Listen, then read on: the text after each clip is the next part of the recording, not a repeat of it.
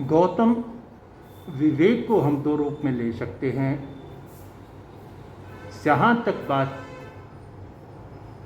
समिति और गुप्ती की आती है, वहाँ तक विवेक का अर्थ है होशपूर्वक की जाने वाली क्रिया।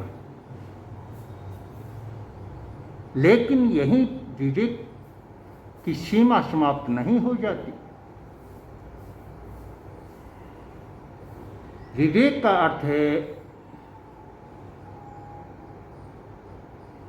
जब हम कसौटी के तल पे देखते हैं, मार्ग की कसौटी के तल पे देखते हैं, तो विवेक का अर्थ होता है समझ, कज्जा कच, क्या करने जैसा है, क्या नहीं करने जैसा है, किस समय कौन सा कार्य धर्म है और किस समय कौन सा कार्य पाप है, यह सब विवेक के दायरे में आता है। इसको यदि मैं अपनी भाषा में कहूँ, भगवान की भाषा में कहूँ, तो इसे भगवान ने उत्सर्ग और अपवाद का मार्ग कहा है।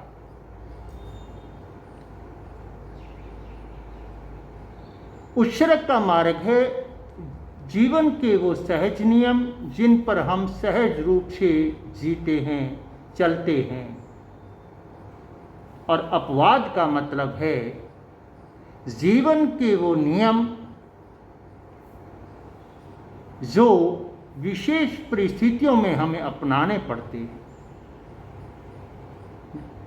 जब परिस्थिति ऐसी आती है कि हमें उत्सर्ग के मार्ग को छोड़ करके अपवाद के मार्ग पर चलना पड़ता है,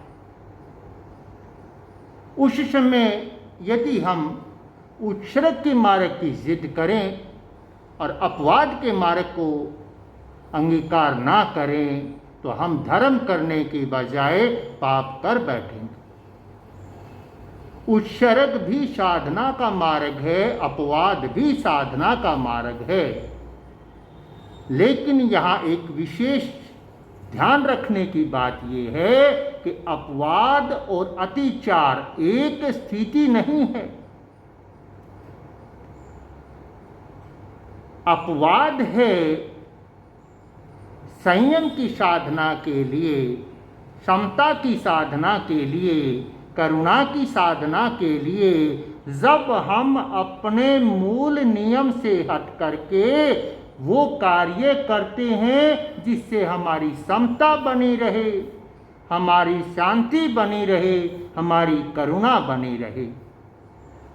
और अतिचार का मतलब है सुख भोग की इच्छा के कारण से जब हम नियम का परित्याग करते हैं, वो अतिचार है। अतिचार दोष है, उसके लिए प्रायश्चित है। अपवाद दोष नहीं है, वह धर्म का मार्ग ही है।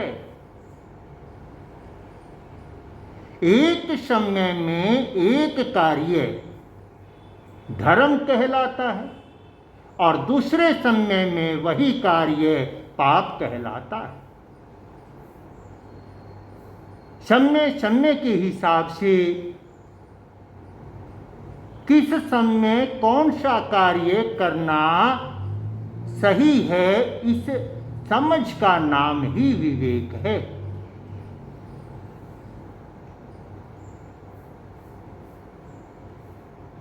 अपवाद क्या है और उत्सर्ग क्या है, यदि मैं इसे आगम की दृष्टि से बताऊं, 5 महावर्तों की दृष्टि से बताऊं, तो आप आसानी से समझ जाएंगे।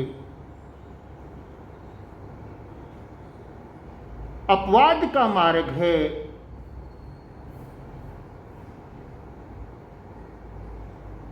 जब कोई गुंडा बदमाश हमारी साध्वी को उठा ले जाए और हमें उसकी रक्षा करनी है। उत्सर्ग का मार्ग कहता है कि साधु छोटे से छोटे जीव की भी हिंसा ना करे। पानी के जीव की छोड़ो, ओष के जीव से भी साधु को अपने आप को बचाना होता है। लेकिन अपवाद की स्थिति, गुंडा बदमाश उठा ले गया। भगवान कहते हैं ऐसी स्थिति में साधु के पास अगर शक्ति है, ताकत है, तो उस गुंडे से, बदमाश से, राजा से युद्ध करे और अपनी साध्वी को बचा कर लाए। युद्ध में लोग मरते हैं, लेकिन ये अपवाद होते हुए ये पाप का मार्ग नहीं, ये धर्म का मार्ग है। दूसरा सत्य साधु का सहज मार्ग है उत्सर्ग का,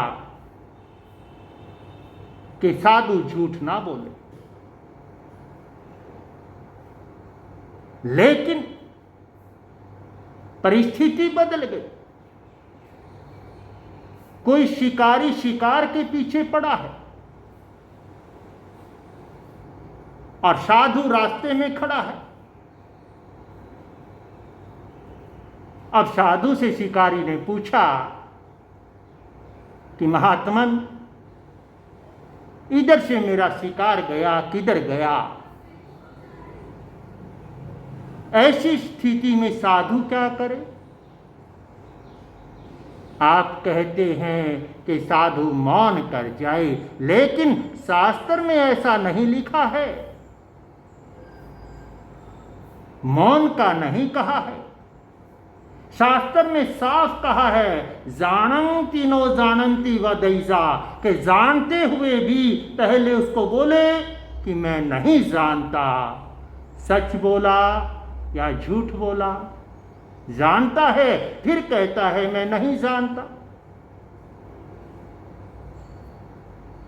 फिर भी जीव की करुणा के लिए, जीव को बचाने के लिए साधु क्या करे? संयोग से वह शिकारी उसी दिशा में चल पड़ा जिस दिशा में उसका शिकार गया था, तो वहां साधु उसको दिशा विभ्रम पैदा करे कि इधर नहीं इधर गया।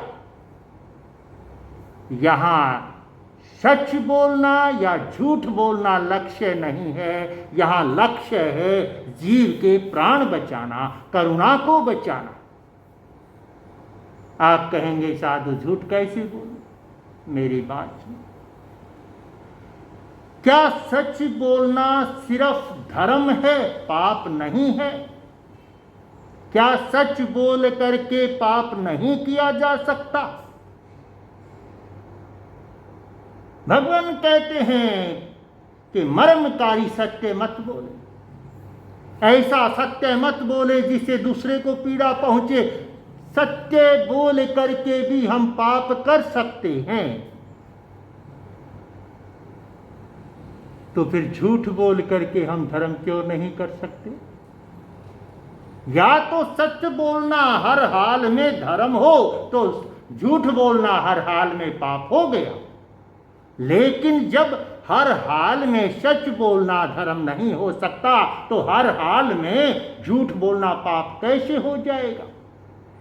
प्रश्न सच या झूठ का नहीं है, प्रश्न है उसके पीछे की भावना का।